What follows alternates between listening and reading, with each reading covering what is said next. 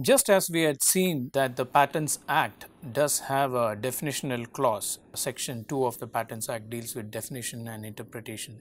Likewise, Patent Rules 2 has a clause that pertains to definition. The three things which we had discussed about the kinds of definition, that the definition 1, it may define the word or the phrase within the clause itself.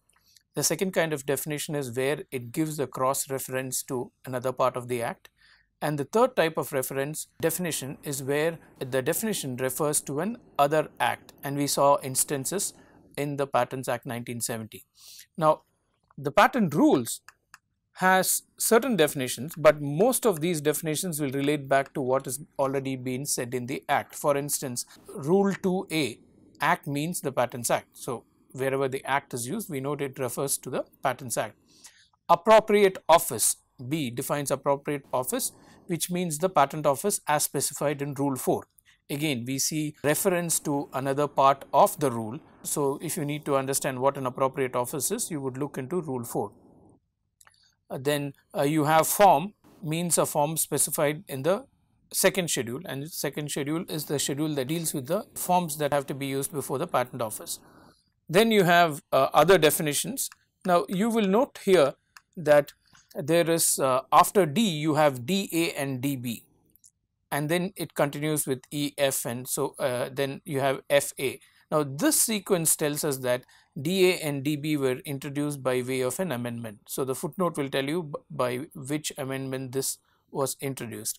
So, as we mentioned, the amendments to the rules are much more frequent and are easier. So, you find that wherever a detail needs to be added, it is usually done in the rules.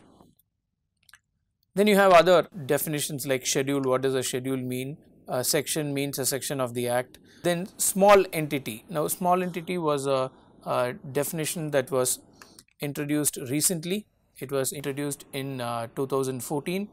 You have the definition of small entity, which has a cross reference to the Micro, Small and Medium Enterprises Development Act of 2006. Again, the third type of definition where there is a reference to an other act, an external act of the Parliament. Now, there is a definition of startup. This was introduced by the 2016 rules. It's quite an elaborate definition. We can look at the details later. And then you have G, words and expressions used but not defined in these rules shall have the meaning respectively assigned to them in the act.